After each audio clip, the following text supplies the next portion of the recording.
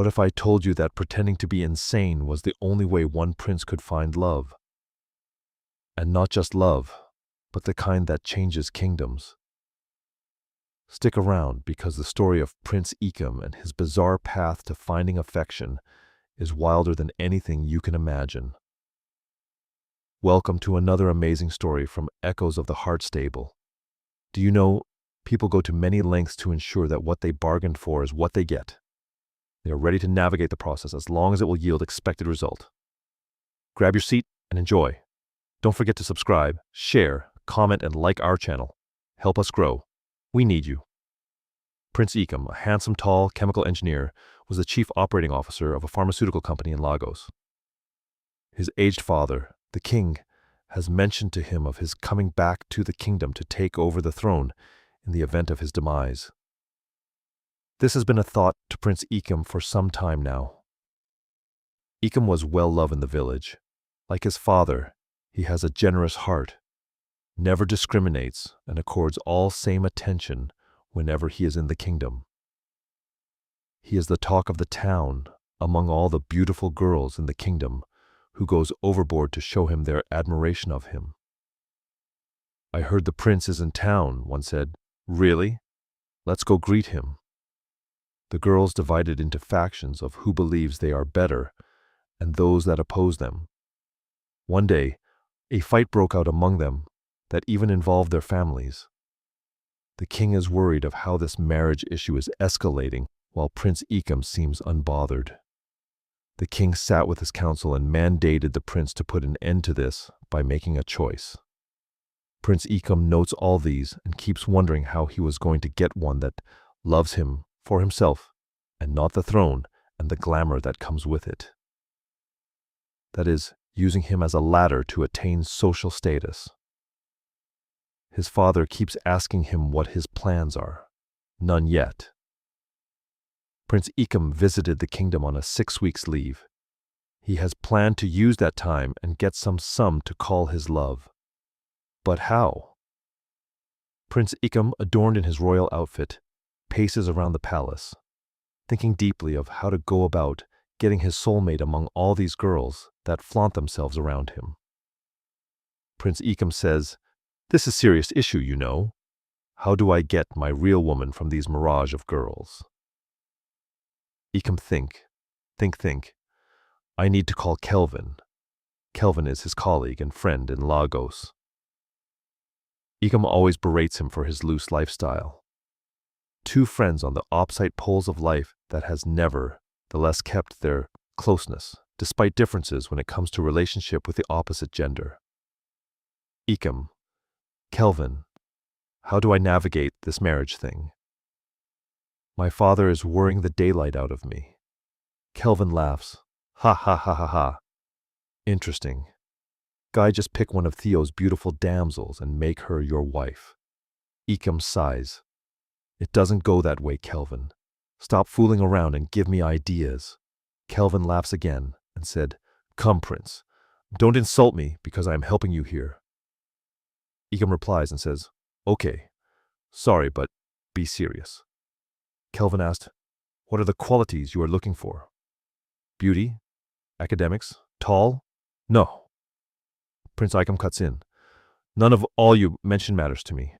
I can always train the wife I choose. What matters to me is who loves me for who I truly am, not the throne." Kelvin said, "Good. Tell them you are." He whispers to his friend's ear. Prince Ecom immediately became angry. "Why would you tell me that, Kelvin? That's nonsense. Never." Kelvin said, "Okay, bye. Thanks for wasting my time." The call ended. The following day, Prince Ecom was in deep thoughts again while walking around the palace garden. What will be my strategy in finding a soulmate? Oh Lord, help me. After 2 days, he was walking in the garden again, and the unthinkable happened. Prince Ecom suddenly drops his crown off his head into the mud. He started talking unintelligibly, walked past his father, the king, and did not greet or accord him respects as usual.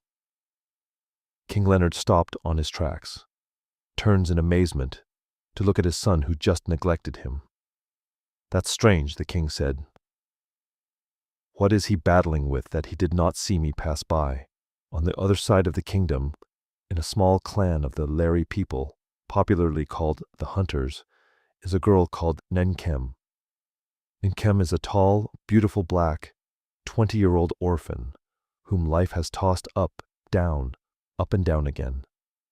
She lives with her uncle and family. She has lived with them for 8 years, right after the demise of her parents. She has been the family errant girl. What she does from morning till dawn is serve the uncle, his wife, and 3 daughters. No rest, no schooling, bereft of love from all angles. She gets beaten at the slightest provocation and goes to bed hungry, oftentimes. Income helps the aunt to sell foodstuff in the market, looking beggarly and dejected always. She has resigned her fate to what she sees happen around her. Kem has no imaginations of a better life, no aspirations, no dreams. She would always say, "There is no need for all that. The grass has always been dry for me since I was 8. Where would the green grass come from? I just heard Uncle Linus planning to marry me off to this village drunkard, layabout, called a Mecca. If I say, 'Let me run away from this village,' to where?" In the palace, Ikam's situation quickly degenerates. The palace maids, making rounds in the palace, found the prince's crown right inside the mud. They were shocked at what they found and ran back to the palace to report to the king. The king was in great distress. He begged the maids not to let another ear hear of this because it is scandalous. Nevertheless, the news filtered into the village. The people of Efe were heartbroken. "Our prince, insane. May the heavens forbid," the elders said. Every gathering in the village from then on was a discuss about the prince. There is no heir to take over the throne. Some were happy and started warming up to take over the throne since the king's heir is raving mad. Secret meetings were held at odd hours on how and who will take over the kingdom. The king locks himself in a room and cried bitterly. "Lord," he said, "what have I done to merit this ugly situation? My own son, mad? No! How can I go to meet my ancestors in misery? What is my offense? My only son is seriously sick." The elders gathered in the palace again, on a mission to seek for solution for Prince Ikam. They decided to take him to a medicine man from the next village. Every young lady has heard of Prince Ikam's sickness. They don't want him again.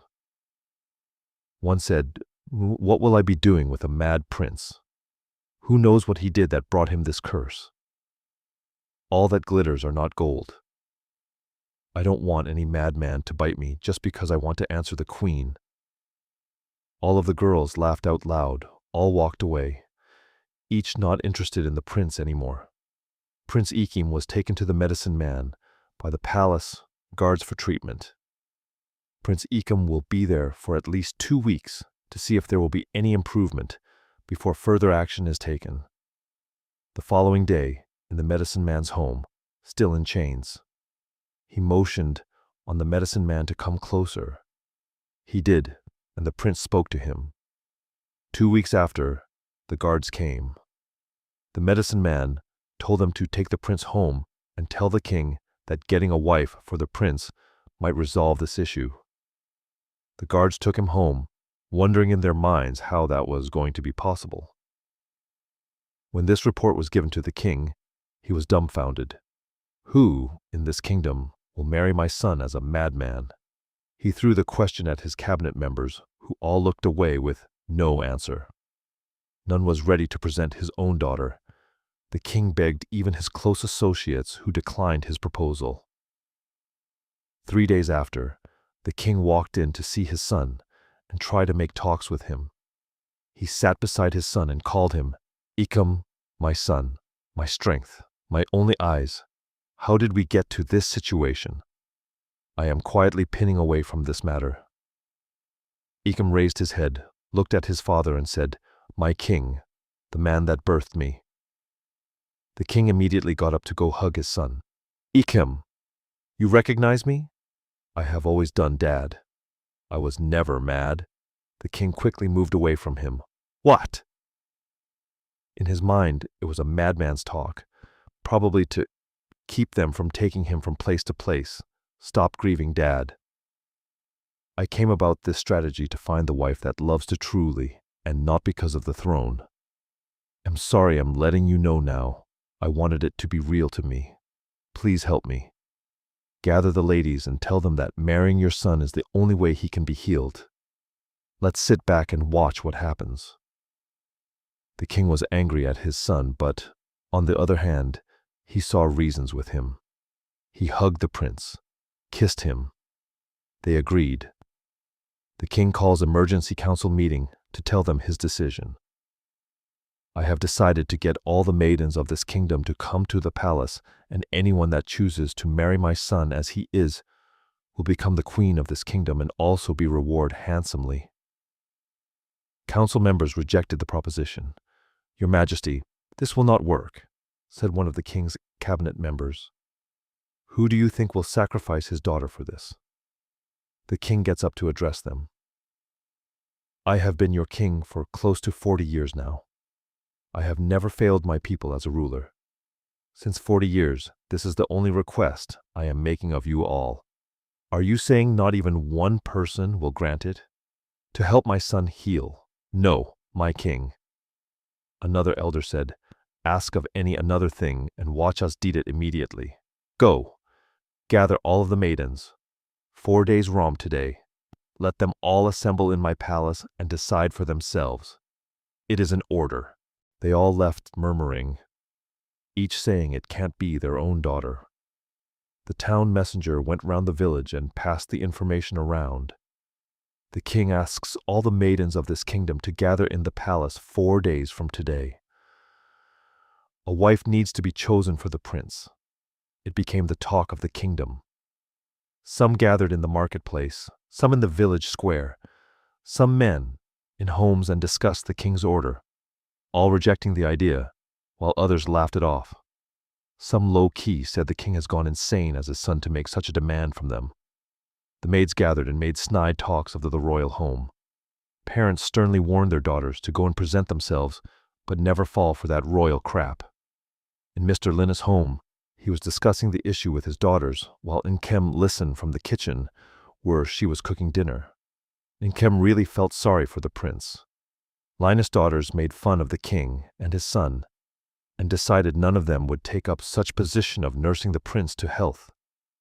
One of them said, let no man bite me. Mum, she said, except Nkem will take it. Their moon replied, that dirty one, they won't even take her even if we offer her. They all bursted out laughing. Tear fell from Nkem's eyes as they talked about her with such hatred and in the most demeaning manner. In the palace, the king went to the prince's room, where he is still chained, and told him all is not looking well as the people oppose the proposal. The prince told his father, it's okay, Dad. We shall see how it goes. What will be, will be. I am happy we are taking this route. All those flaunting themselves around me, now you know they wanted me for the throne and not for love. We will see how this ends. The king sadly went away. On the appointed day, the maidens started assembling. Mr. Linus' daughters were ready to go. Nkem came out too, with her faded, dirty clothes, and they burst out laughing at her. Where do you think you are going to? Please go and hide your dirty self somewhere in the house. Find something to do, and don't come there to disgrace us. Their mother joined them in mocking her. She made up her mind she would be there. The girls left. Minutes after, Nkem went to the palace and hid herself far away from all the maidens gathered there. The king came out with his cabinet. He stood before the maidens and said, welcome, worthy maidens. Today is an important day in our lives. As you all know, the prince has been sick for some time. We are seeking for a maiden that will volunteer to marry him. The medicine man told us that is where his healing will begin. If you are willing, stay back. If not, you may leave. The maidens started walking away until all of them left, except Nkem. For she said to herself, taking Sivar of the prince is better than staying in that house that I am nothing but a slave. If I have survived in that house till now, I can take care of the prince. That is, if the royal house will allow me. The king noticed her, still standing in the corner, and called her to come closer. She did. The king then said, "Young girl, you are still here. What do you want?" Nkem replied, "My king, I want nothing. Only if you would allow me take care of the prince, I would gladly do it." "Who are you?" the king asked. "My name is Nkem Chiki. I am the niece of Mr. Linus Chike. I lost my parents 8 years ago and has been living with my uncle since then." "And you think you can take care of the prince?" the king asked. "Yes, my king. He sent honor of the guards to go get Mr. Linus. When he came, he was told Nkem's wish. He vehemently refused because he thought, if this foolish girl comes here, who will help out with chores in my home?" The king asked Mr. Linus what his reason for Nkem staying back was. He said, "Nkem is a dirty, unintelligent girl and will be of no use to the prince. She cannot do what you want." The king answered, "Let me be the judge of that," and told him Nkem was staying. Case closed. He was fuming as he left.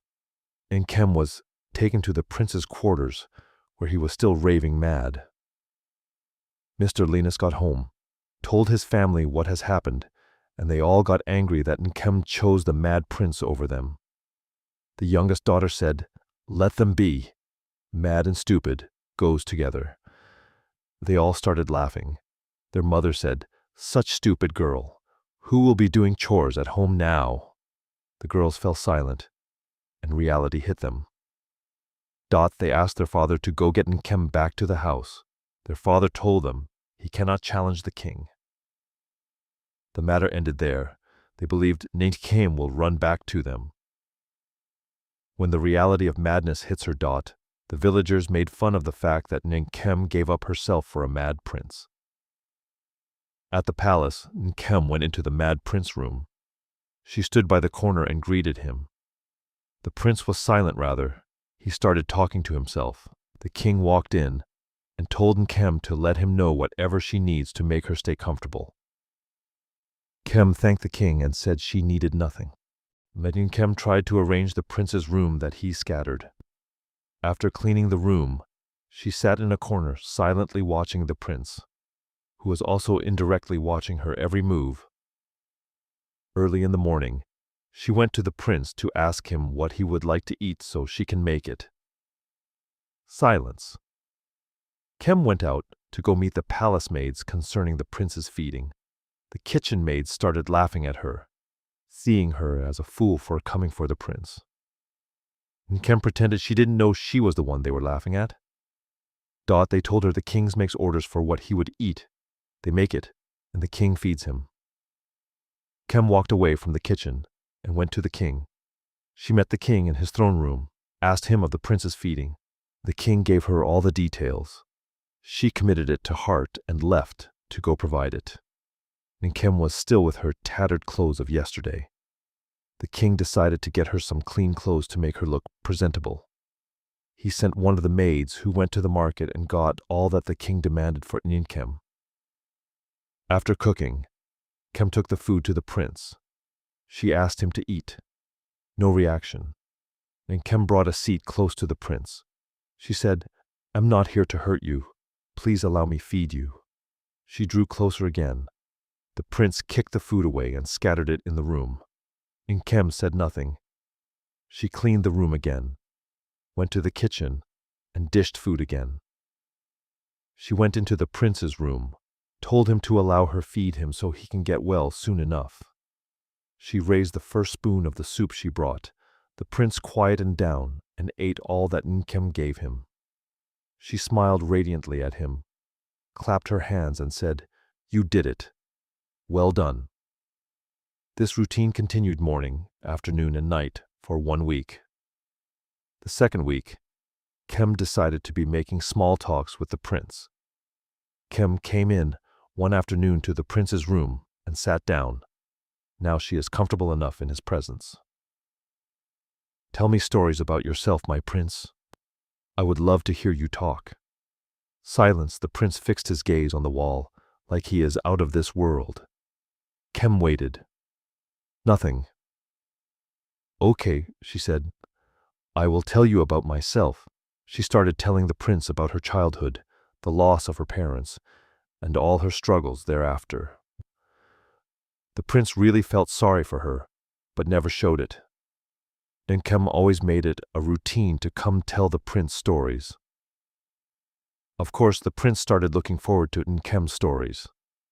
2 weeks after, while her relations were still waiting for her to run back home, Nkem got more comfortable in the palace.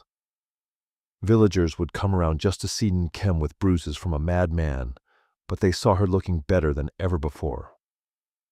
All were amazed and wondered how.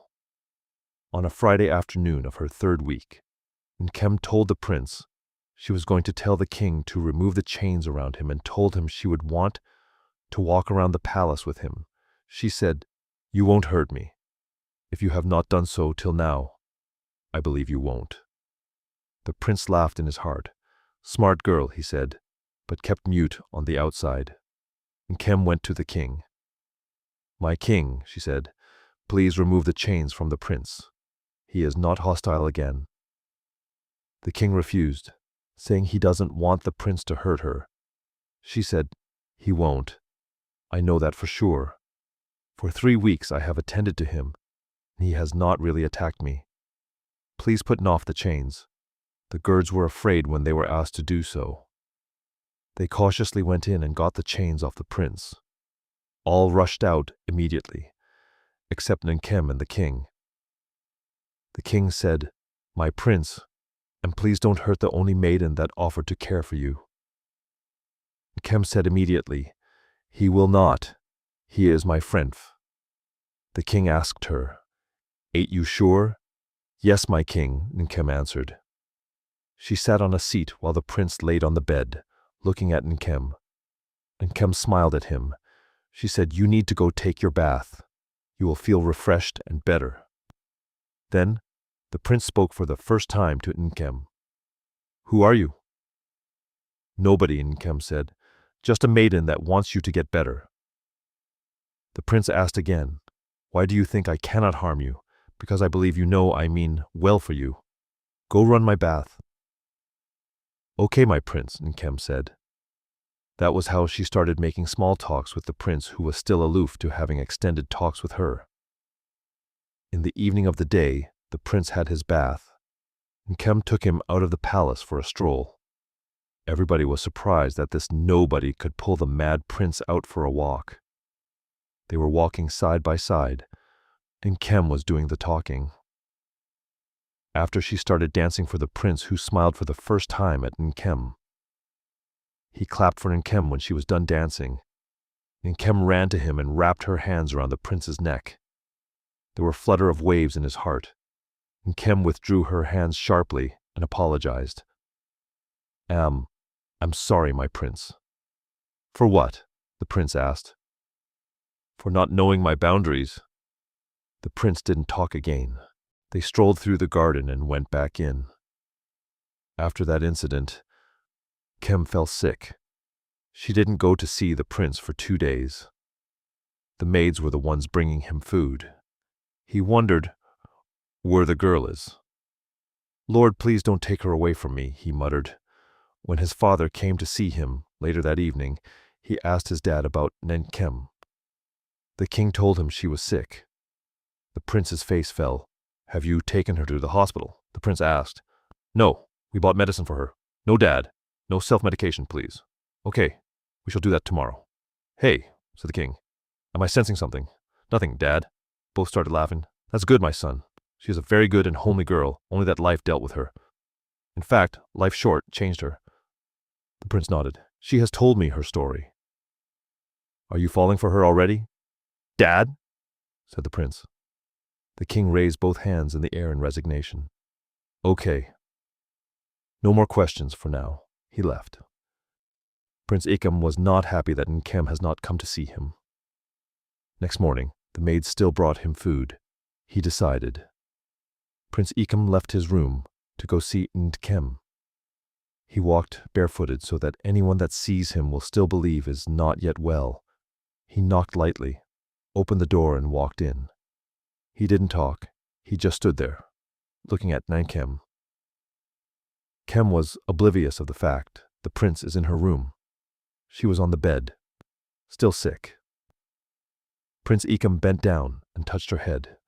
He smiled gently, his fingers still tracing soothing patterns along her scalp. I'm not going anywhere. I am here, and you will be okay. Nkem stirred, looked up and saw the prince. My prince, what are you doing here? Are you okay? As she managed to get up, the prince took her in his arms in a tight hug. Nkem stood still, not afraid, but wondering how this is possible. She rested her head on the prince's shoulder. The prince held her for a while and motioned her to sit. Both sat on the bed. How are you feeling? My dad said you are under the weather. Yes, my prince, but am I better? I'm sorry I have not attended to you for some time now. Please pardon me. The prince didn't talk again. He just held her hands and kept looking at her. The guards will take you to the hospital today. No, I'm fine. Really, just resting. Okay. If you are fine, then follow me and stay with me in my room. Okay, my prince. We'll be right behind you. The prince left. Nkem cleaned, put on a nice-looking dress and went to the prince. Do you need anything? She asked. No, I'm fine, the prince replied. When you are better, I would like to take a walk around the village. Will you accompany me? Yes, I will. My prince. They gisted, laughed, played cards, and the day went by. The maids heard their laughter from outside. She summoned the other guards and maids, who were utterly surprised the prince was laughing, like a normal human being, with Nkem. All wondered what Nkem didn't achieve this, and to gain such level of friendship with the prince. When Nkem got to her room later in the day, she ruminated about all that happened, and wondered how the prince could act normal with her. She liked the fact that he now sees her as a friend and craves her company. You see, I made a good decision for myself staying her. Back there, I would still be treated like a less-than-human slave. But this prince is good-looking.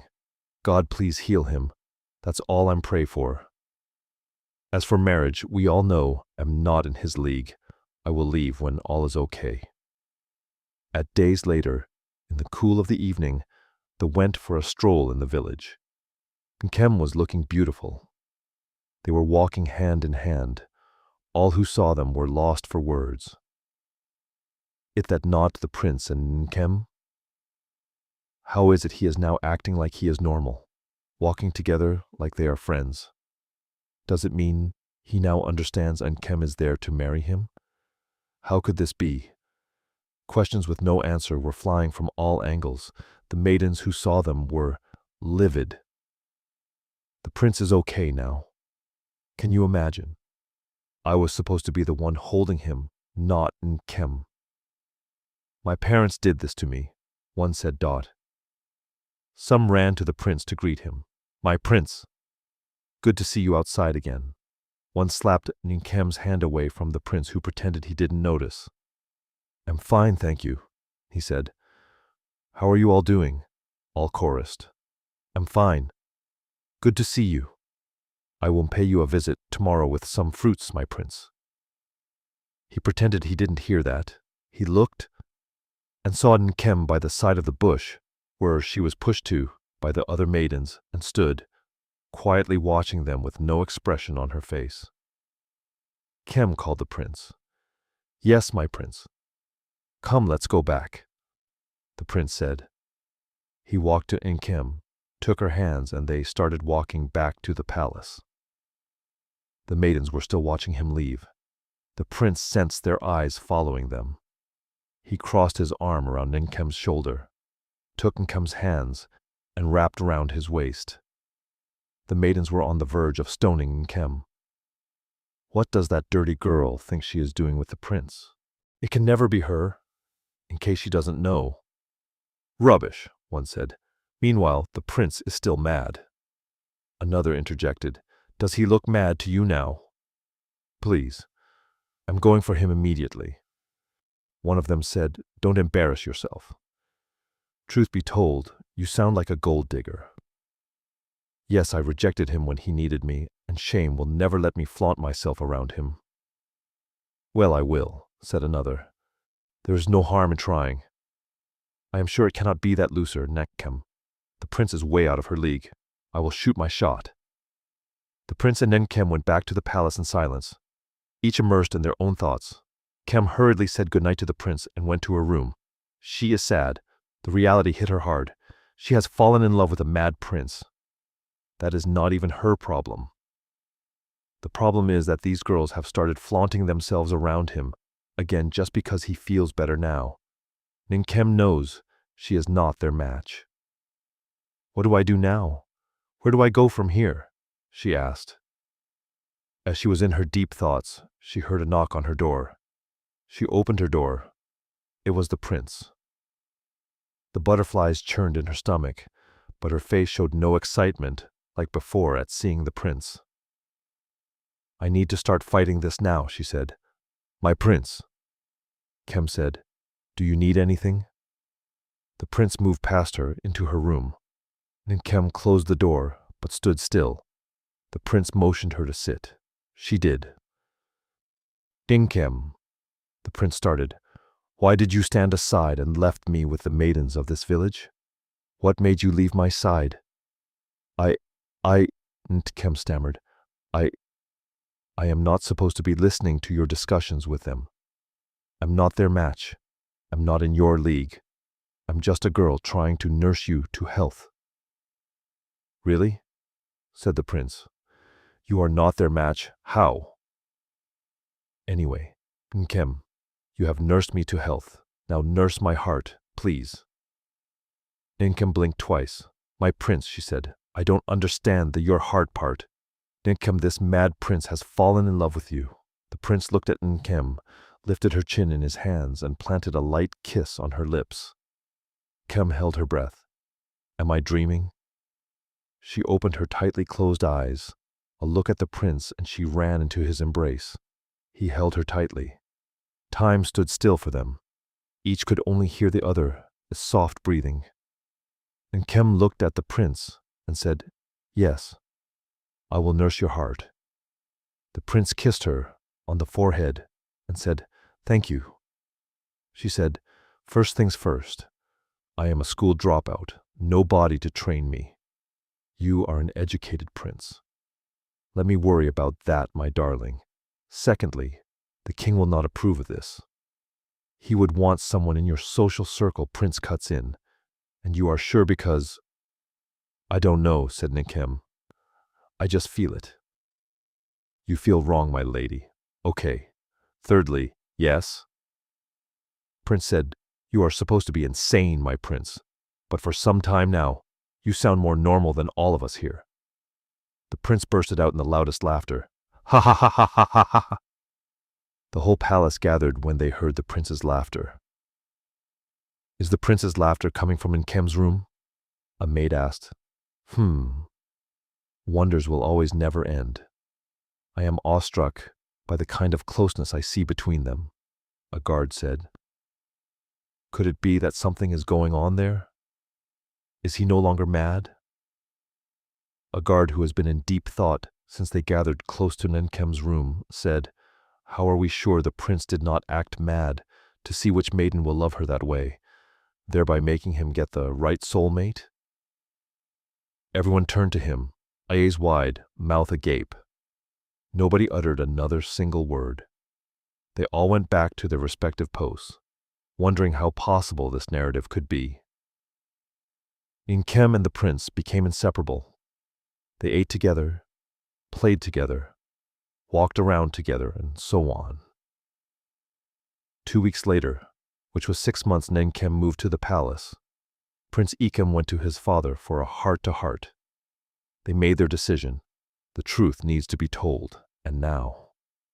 The king summoned the elders and gave orders that the entire community members, both young and old, gather in the palace tomorrow by noon for important information. Everyone was gathered. The prince and king came out, flanked by his elders, who were absolutely oblivious of the reason for the gathering. The prince took time to get Nkem new apparels for Nkem. She looked radiant and happy. Her eyes sparkled with love. She was also oblivious of the reason for this gathering. The king began to address the people. My dear beloved people of Efe Kingdom, it is with joy I welcome you here today. Mr. Linus and his daughters and wife just walked in. Their eyes were darting back and forth, looking for Nkem. Where is that stupid girl? One of the daughters said. She should be somewhere behind, doing cleanup, said their mother. Who will allow her carry her dirty self here? No Nodi.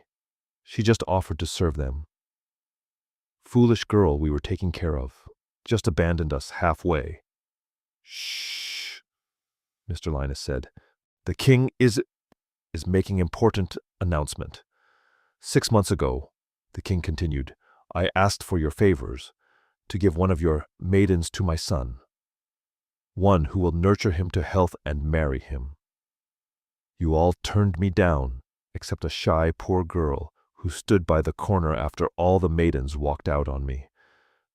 Today I present you that girl, Kem. The king turned to a very beautiful girl that smiled radiantly. He motioned her to come close to him. As Nkem took the first step, there was an uproar. Nobody believed, not even Mr. Linus and family, recognized the lady that has been standing there all this while as Nkem. Nkem stood beside the king. The shock on Linus and family was voluminous. The maidens all covered their mouths with their hands in utter disbelief. People of Efe Kingdom, my son, the prince, was never mad. Another uproar. Nkem turned with shock towards the prince. Her eyes were asking a million questions. The prince calmly nodded to her and made a sign for her to be calm. He needed to get married.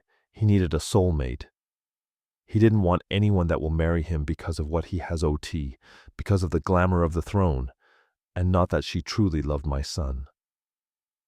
He came up with this idea. I played along with him, seeing how sensible what he suggested actually is. All of you walked out on us, except Nkem, the poorest and uncared maiden of them all. Nkem has risen from ashes to glory today. People of Efe Kingdom, here is Nkem, Prince Ikem's choice. There was a deafening silence. All the fathers, elders, mothers, and maidens stood rooted to the ground for disbelief, shame, and regret. The king hugged Nkem, who curtsied. In 4 weeks' time, Kem will be married to the prince and will become the princess of our land.